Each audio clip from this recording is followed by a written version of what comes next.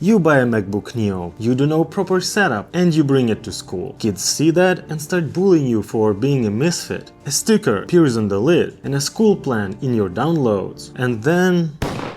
let me show you how you can avoid all that by installing a few simple apps that make a huge difference. One of the first things that you notice about your MacBook Neo is that it doesn't have a notch. Even bezels all around, nice display, nothing is cutting into it. And that's great. Pro MacBooks have a notch, Airs have a notch, and even though Apple hasn't come out with anything interesting for the notch to do, the other developers did. So let's bring back the notch. Alcove creates the notch at the top center of your screen and makes it completely native feeling. If you hover over it, it will expand, giving you more controls and more information. When the music is playing, you can see the album artwork and music controls right there in the notch. But it's not just about the music, because Alcove also can show you live widgets for brightness, volume, battery, calendar events, all that information packed neatly into one simple notch. Alcove is the app that people in classes will be asking you about. The animation is really nice here, and it all feels like it was Apple that made the app. Alcove is a paid app, but it's not very expensive, though there are free alternatives like Better Notch. Now, if you write research papers, at some point you will probably lose track of where each piece of data came from. Maybe you have a quote, an idea, or statistics, and you are not sure which article it was in, which edition and what page. So you either spend 20 minutes looking for that particular place and citing it yourself, or you just leave it as is and hope that no one notices. Zotero fixes this problem at its root. It is a free open source citation manager, and every student who writes any sort of research papers has to have Zotero on their Mac. You need to understand how to work with its browser extension first. When you are reading an article or a book page or paper, you just click on the extension icon and Zotero saves the full citation information automatically. And then when you are writing in Word, LibreOffice or Google Docs, the Zotero plugin lets you insert citations inline and generate a full bibliography in whatever format your school requires. During your studies, you will use Zotero quite a bit, but for actually managing those PDFs and research papers that you download, you need a dedicated app. And for me, I settled on UPDF. I can easily just drop the PDF into the app and have a full control. And if the paper is especially long, instead of reading it manually, I can just convert it into a mind map. And UPDF can even create bookmarks by itself, making it so easy to understand the structure of it. And it can also explain the things from the PDF in simple terms, so that I can still understand what's happening. I can add annotations, I can add bookmarks, I can edit the PDF if I want. I can even chat with the PDF and ask it questions.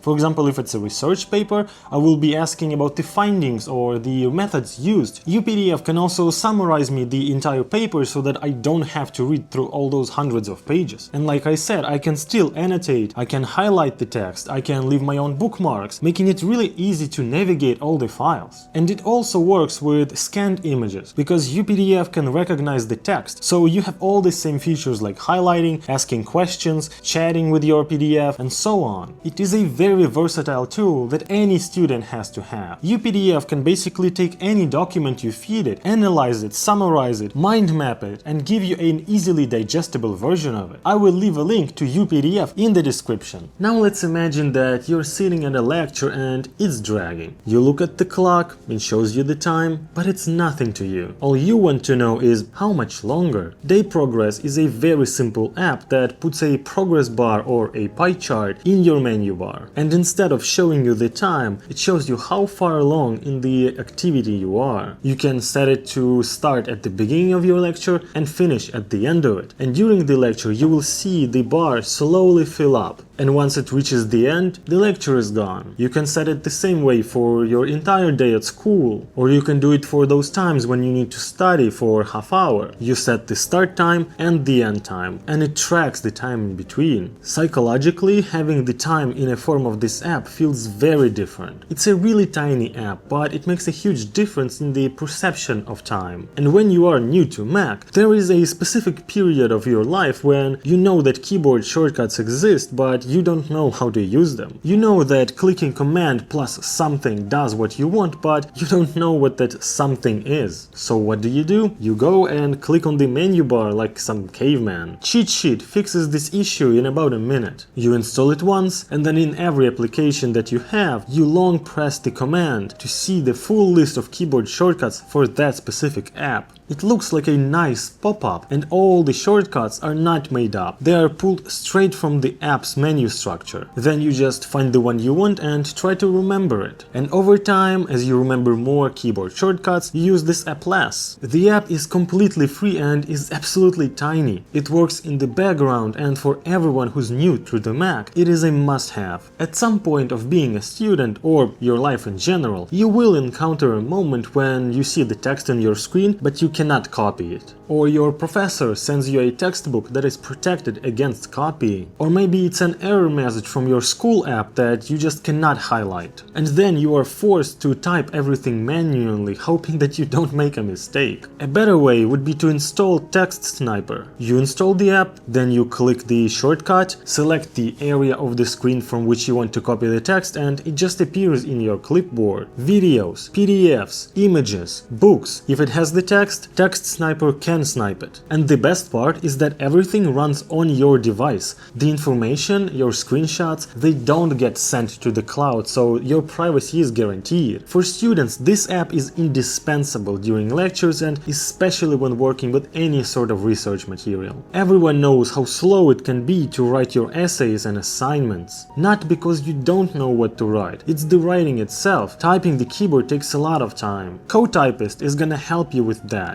It's basically an overpowered autocomplete. It runs locally on your Mac completely privately and works inside every app where you can type. Notes, Google Docs, your emails, everywhere. As you type, it predicts the next words that you're gonna type. If you like what it predicts, you can accept that by hitting tab, but if you don't, you can just ignore it and keep typing. CoTypist doesn't write for you. It is predicting the words you are already going to type and helps you with that. You are in full control. You keep your sentences, your style, your arguments, your verbosity, everything is yours. It's just slightly faster. And if by this point you've been still browsing the web with no ad blocker, what's wrong with you? The internet we have right now is impossible to use with no ad blockers. The pop-ups, the banners that follow you everywhere, the autoplay videos that start every time you open the app. This is not what the internet was supposed to be. uBlock Origin is a very simple Safari extension that I've been using on my Pro MacBook and on my Neo for a couple months now. You just install it, enable it in system settings, and you're done. No need to figure out the settings, it does everything by itself. Your pages will load faster, the videos won't ambush you, and website will become way more usable and friendly. It is one of the best ad blockers out there and it's completely free. Trust me, there is no good MacBook setup without the uBlock Origin. And let's not forget about the simple things like downloading a video. Maybe it's a recording of a lecture that you want to have offline. Maybe it's a YouTube tutorial for something you're studying. Whatever the reason, Downy makes it extremely simple. You just paste a link to the video you want to download and it downloads it. It can be a link from YouTube, Vimeo, or hundreds of other supported platforms. You can choose the resolution. You can download just the audio or just the subtitles. And there's even a browser extension that allows you to download stuff without even copying the link. The app supports 4K downloads and is updated regularly. For students, this is one of the most useful apps there can be. The only problem is that the MacBook Neo doesn't have that much storage. And at some point of your first semester, you will feel overwhelmed. Assignments, deadlines, group projects, how can you even keep all that in your head? The regular calendar is simply not enough. Todoist is probably the best task manager for dealing with this sort of stuff. You just type your tasks in plain language and then it organizes everything into a neat daily view with a solid structure. But what makes it especially useful is that it integrates with your Google Calendar. It works across all your other devices and keeps everything organized and synced in the cloud. It takes no longer than 3 seconds to set up a task and the free version of the app does everything you need. So that's the setup. Install all these apps and your MacBook Neo will no longer be just a typing machine. It will become the tool for your academic growth. You can do everything on the the Neo. It's not really limiting you in any way. It's a 100% MacBook, just as much as the MacBook Pro or Air. It does all the same things but slower and less advanced. Thank you so much for watching. Like this video, leave a comment, and I'll see you in the next one. Peace.